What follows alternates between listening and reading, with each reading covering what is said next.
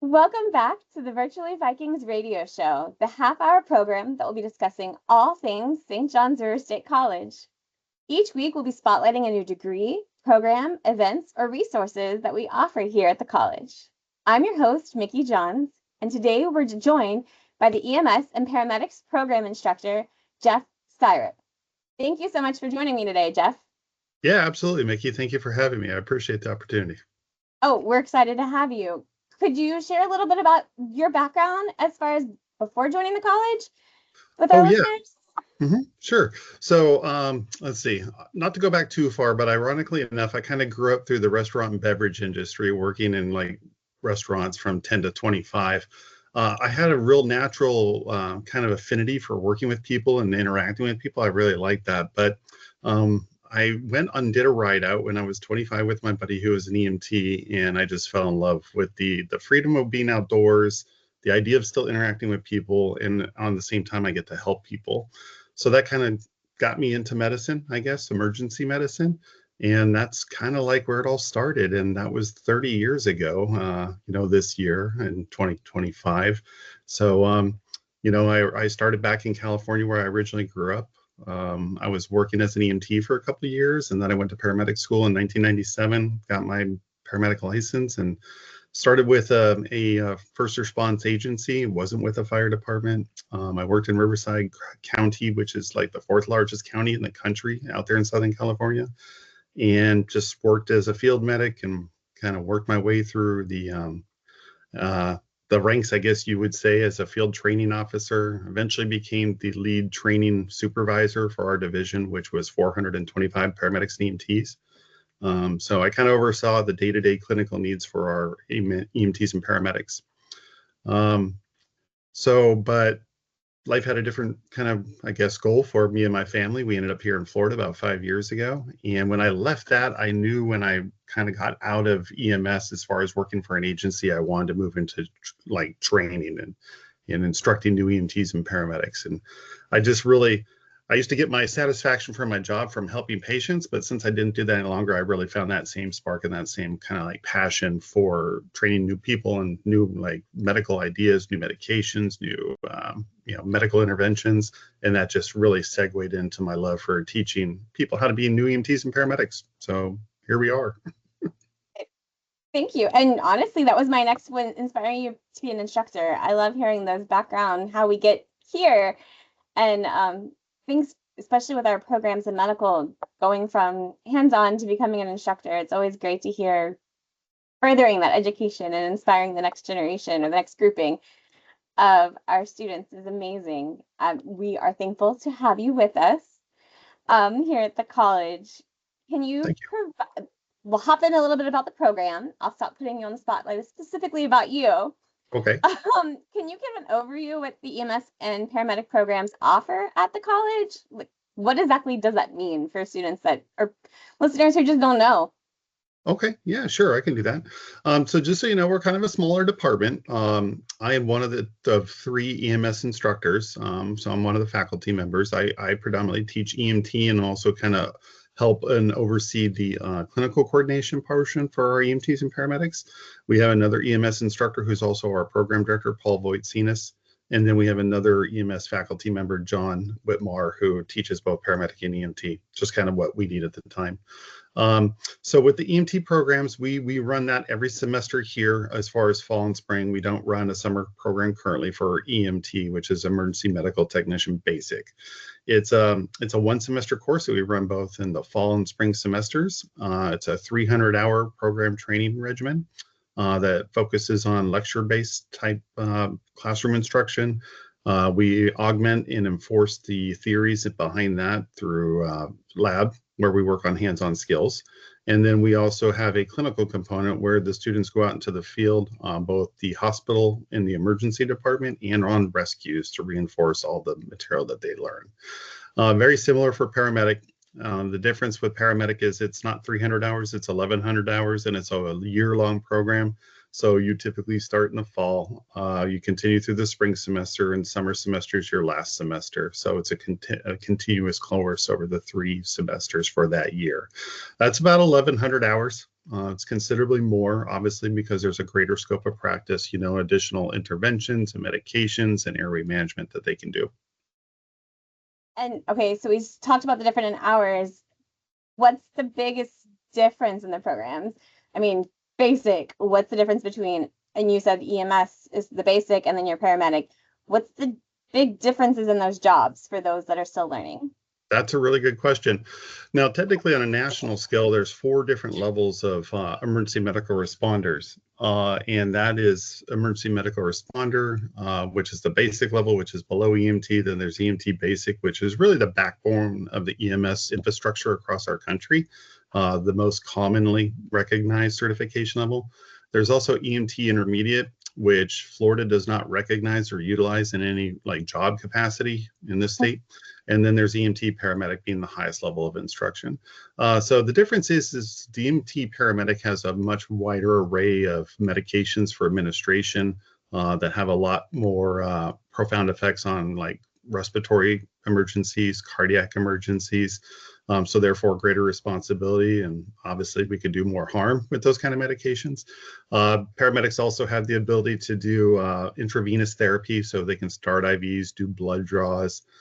We actually can also start IVs into bone nowadays. I know people are kind of like, oh my God, you can drill into a bone. Yeah, we can actually, if the emergency situation dictates it. And then paramedics also have extended capabilities and scopes of practice with airway management, where we can start breathing tubes. We can stick a tube down your throat to help you breathe if you're not breathing well, whereas EMTs cannot. And then medics diagnose and intervene on a electrophysiology level with the heart. So, right, we interpret EKG rhythms. We can actually diagnose heart attacks on our 12-lead EKGs, and we can deliver electrical shocks in certain emergency situations. Okay, and one thing, just on the positive side, on my side, it's not do more harm, it's do more help, right? Yeah. But we always kind of teach that, right? First thing is do no harm, right? As any medical provider, all the way from a basic EMT all the way to a physician, first rule of medicine is do no harm. We just had to be cognizant of the things that we can do can hurt people if we don't apply them appropriately.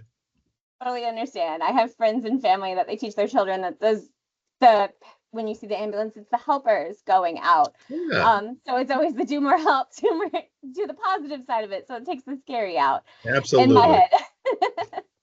I get that. You talked about the typical timeline. So it's really a semester for the EMT, but you're going to be spending a full year. So more like the 3 semester, just dropping. And I know we don't really work out it that way in the program, but it's more like a 3 full semester type idea or two semesters for the paramedic program. Yeah, well, so with EMT, you're coming to class about 2 nights a week, right? We do so our EMT program is a night program to facilitate, ease for adult education. We go from 6 p.m. to 9 p.m. on Tuesday and Thursday nights for lecture, and then we do Saturday-based skills labs. So we meet usually from about 9 in the morning till about 4 in the afternoon with an hour-long lunch break.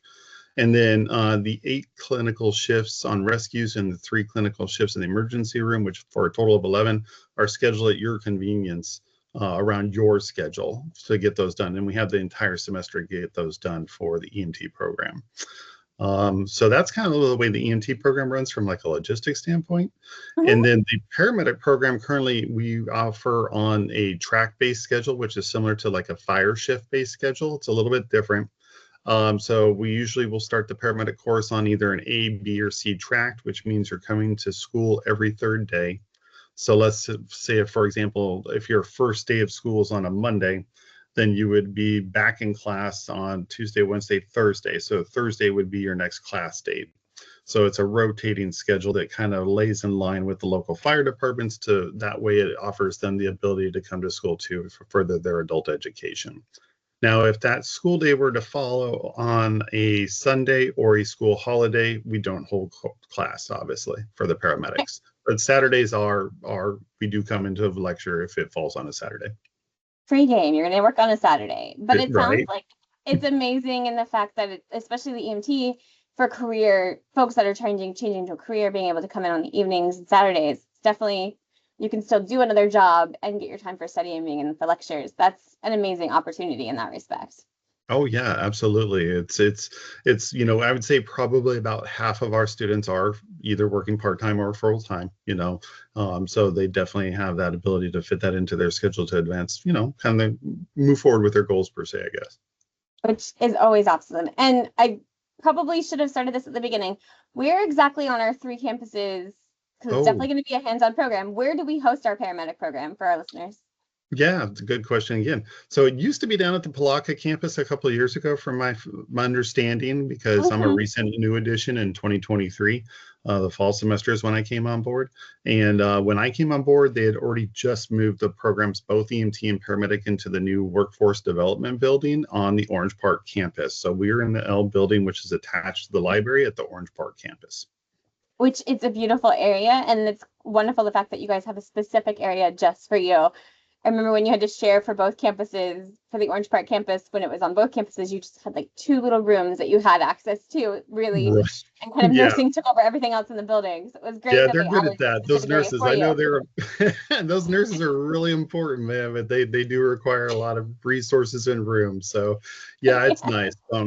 From my understanding, I think when I came on board in 2023, in the fall 2023, the building was only 1 year old. So our facilities are very nice facilities. It's a beautiful lecture room is comfortable. Lab is great. It's big. It's spacious. We got training rooms attached to the lab. We got an ambulance in the back bay that we simulate, and sometimes we'll run patient scenarios in the back of that ambulance. So it's very nice, very lucky.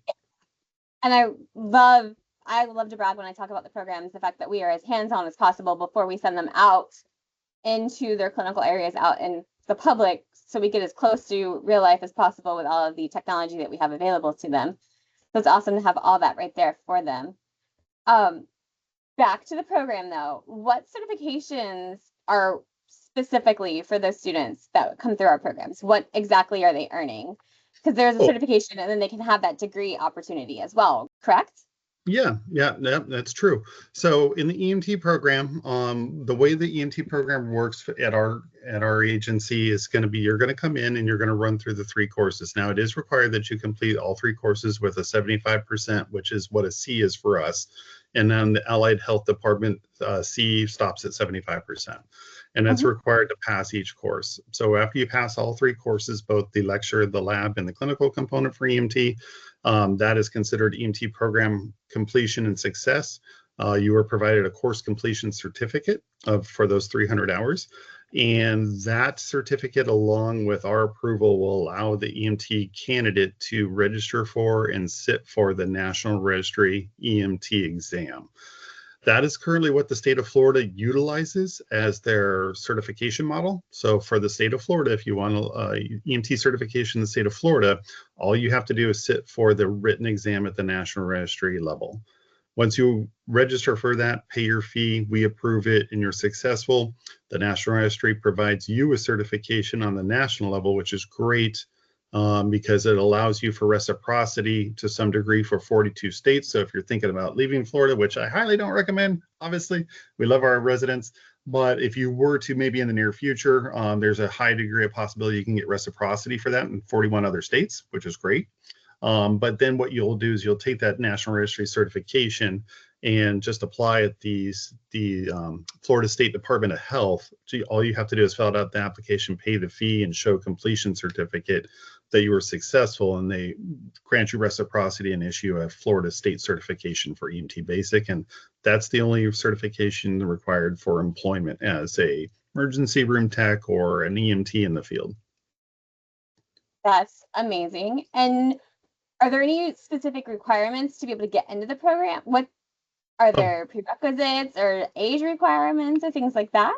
yeah, there are not too many though.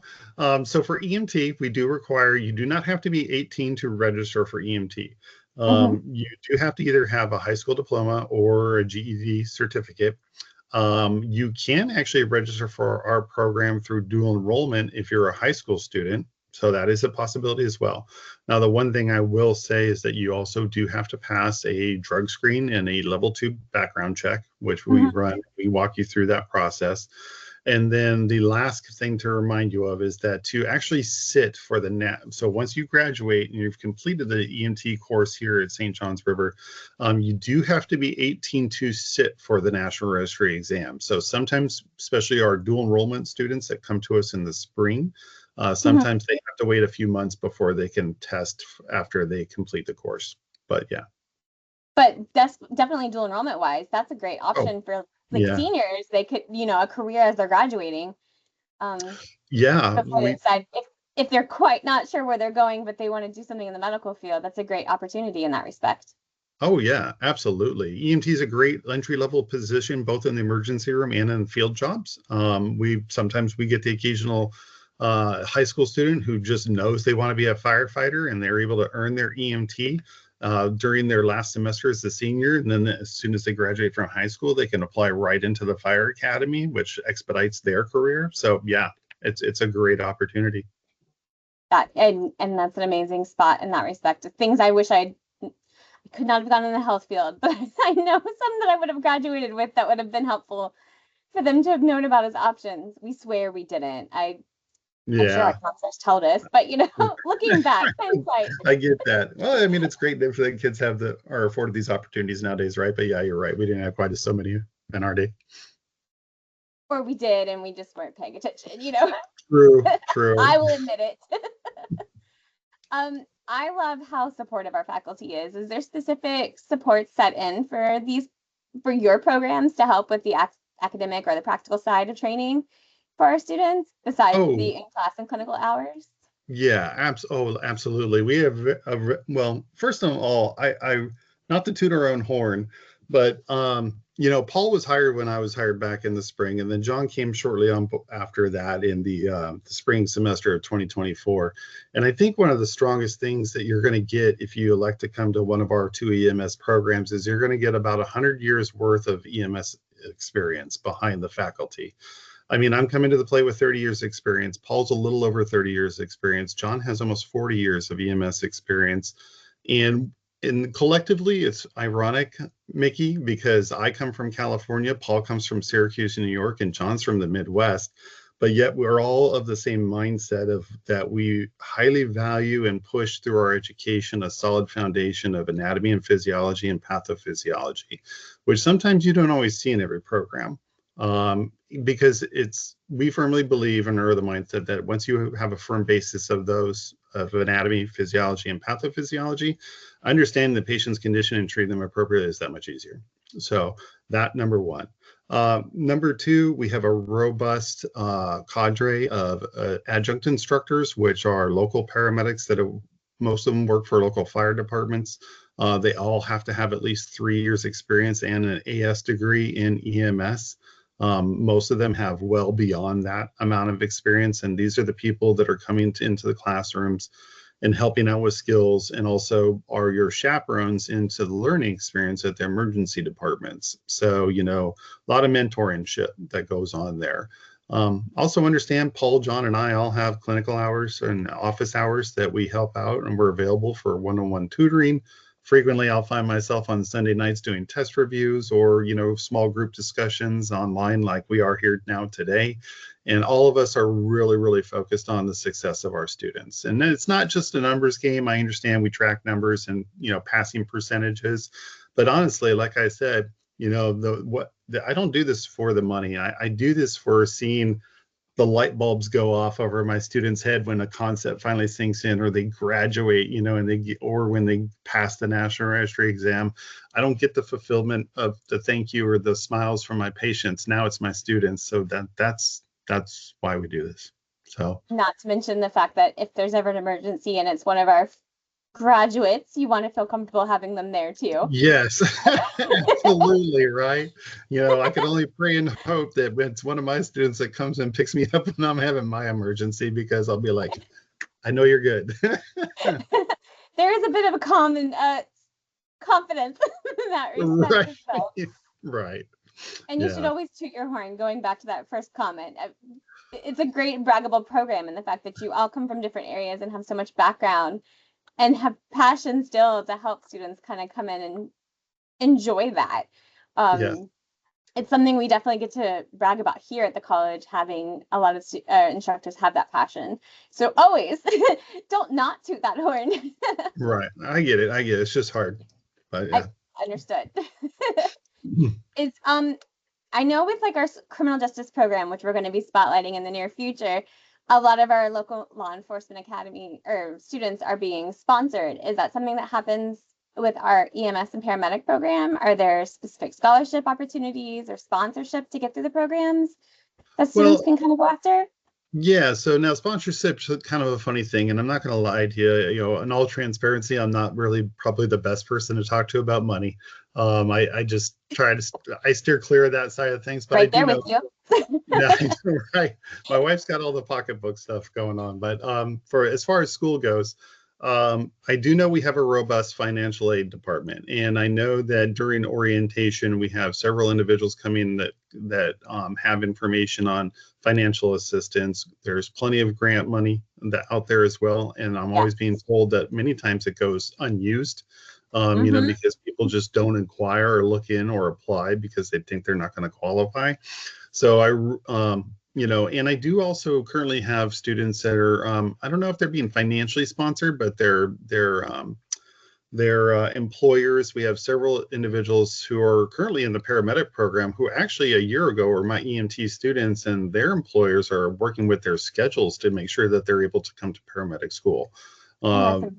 yeah, we got one lady who's a ER tech at the Mayo Hospital here locally, another one who's at Orange Park Medical Center. So, employers are definitely, it's in their best interest to work there with their employees to get them through school and accommodate that. Now, from a financial support perspective, I couldn't comment on that piece from those kind of employers. But I do know our financial aid department is readily available, always there and present. They're always at my orientations and have all their contact information, and frequently tell me that you'd be surprised that what you would qualify for if you would just look into it and try. So Oh, yes. It's definitely something to just kind of, it's fast as almost an hour of your life, if not that, yeah, at this point. And it's crazy how much is kind of left out there that's not claimed. Every time I look into it, I'm shocked. yeah. Um, but it's amazing that we have that opportunity in that respect for our students. And as far as the cost of our program, it's all listed on our website. There's not really a hidden gotcha kind of a price that students are going to be seeing. No. So applying for our grants and our scholarships, I'll get that one back out there too. There's over 182 that ways Yeah. Oh too, yeah. not to mention dual enrollment being free for those high school students.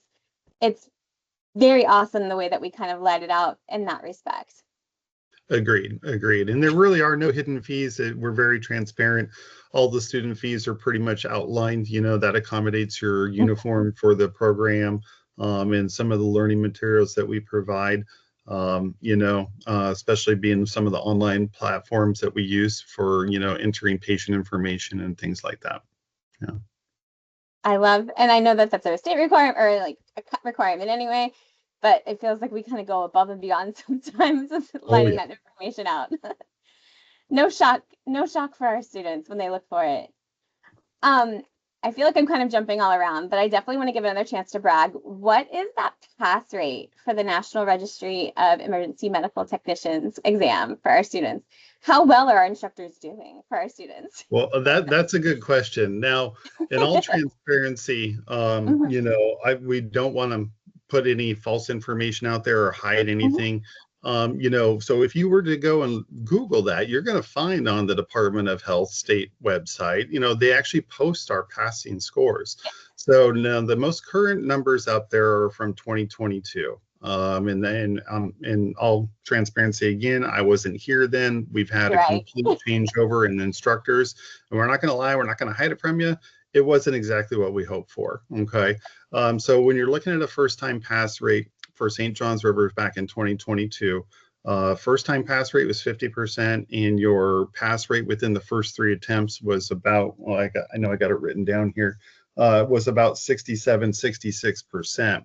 That's a little bit below the national average. When you look at the national averages, Mickey, first time pass rates are arguably about 64, 65%, with an Okay. overall pass rate within the first three attempts is about 75%. But As what I all new can say, instructors, those numbers should be going up, right?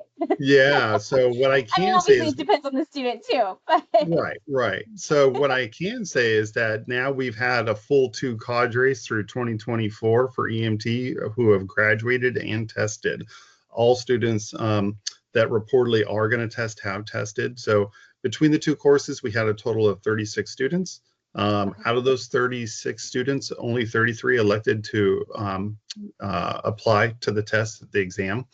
And what we're happy to report is that we are looking at about a 75 to 76 first time pass rate, which is about 10% higher than the national standard, and an overall pass rate of 85% after 3 attempts, which again is about 10% higher than the national standard. So it's a that's considerable jump. amazing. Yeah, it's a considerable jump from where we are. We got to give a little bit longer for the paramedic pass rates because we're still kind of writing out the year-long program, and we should know more information. A little harder to track because it takes more time and we don't get as many programs through as quickly. Understood on that one. And you brought up something that I probably should have asked about before. You mentioned 36 students. Are these limited access programs in that respect? Do we only No, accept so many students a year well, we do or have semester? a cap on our EMT program. Our cap Okay. is 24 students. Now, typically, and many times, we do end up seeing more than 24 apply, but for a variety of different reasons, many students just fail to complete their application. Inevitably, sometimes we have one or two that wash out for a variety of different reasons.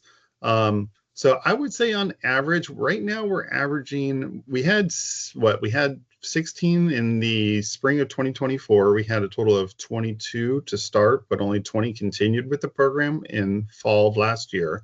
This semester, we had a total of 17 who started, and then we had 2 drop before the withdrawal deadline. So we're still holding at 15. So we're usually well below our 24 maximum, but we are starting to see these numbers grow, which is great. That's our goal. When me and Paul and John came on board, we kind of had our mindset is we want to be the predominant, and premier EMS training institution in the Northeast corridor of Florida. So that's our goal. And I know there's other institutions out there that don't want to hear that, but we're coming for No, them. there's We're only coming St. for John's them. as an option. Are you kidding? Right. Absolutely. We're on their heels. We're going to pass them up here soon. So yeah, We're but passing them very quickly. yeah. So I would always advise people don't ever hesitate to apply for our programs due to time or money or space, because more than likely you're probably going to be okay, and there's always the ability to withdraw if it just doesn't seem like it's going to be for you. Come see us during orientation on, July 9th. So with those programs, are there Mhm. specific applications that they have to do? Are they just applying to St. John's, or do we have a separate application for our EMS and paramedic programs? That's a good question, Mickey. So there are separate applications. You do have to register, and be with the college. And then what you're going to do is when you come to orientation for either paramedic or EMT, we have you fill out a separate application. And that actually allows you to re-register under the new course code and the graduation tract or the program tract. So there is a separate application process, and we kind of hand walk you through that too after you come to orientation. Perfect. So our students are going to start with that SJR State website, or our SJRC website rather. Right. And then if you look at both either the EMT track or our paramedic track, which you can find on our main page, if you look on the Allied Health little tab, it'll show you the different deadlines to look for and how to apply. Correct. Yeah, the application window for both fall and paramedic and EMT are currently open right now, and they're going to be open for almost another month and a half. If I remember correctly, I think application window closes on June 15th for both programs. And for those that are listening to it later on, it opens April 1st. I think it's like June 15th Yeah. for the program. So again, just double check those deadlines in case you're catching this show later on after it first airs. Mm-hmm. So unfortunately, we are definitely, if not right at time, getting really close to it. So I just wanted to say thank you so much for joining me today, Jeff, and teaching me all about the programs. I've learned so much more than I knew and have pretended to know for 7 years. Well, I appreciate that, Mickey, and I greatly appreciate you letting us near on your platform here. Thank you. Anytime, please. Anytime you want to come out and join with us, we would love to have you on any of our events. And that's, again, at high schools, you guys heard the dual enrollment program. As long as you can get out our Orange Park campus, you're welcome to join in on that. And I'm happy to take you out and we can talk to students about that too. Yeah, that'd be great. Yay. Well then, for our listeners, I want to thank you as well for tuning in to this episode of Virtually Viking. We hope you've enjoyed our EMS and paramedic discussion with instructor Jeff Syrup. I hope I didn't mess it up that time. Perfect. This is definitely one of the amazing allied health programs that we offer here at the college for those students that have an interest in health and for serving our local communities. So if you are interested, please make sure you check out the website and get those applications in before the deadline. Come If on you have down. Yes. If you have any questions or about today's conversation or any other topics of interest that you want us to cover in the future, please, we'd love to hear from you. That's how we know what to record. So please reach out to us at virtuallyvikings@sjrstate.edu or any of the SJR State social media accounts. They're happy to get to us with that information. For any feedback or suggestions, it's always welcome. Remember, whether you're looking to start a new career, advance in your current one, or simply explore new subjects, SJR State has the resources and support you need to succeed. We're here to help you every step of the way. And until next time, go Vikings!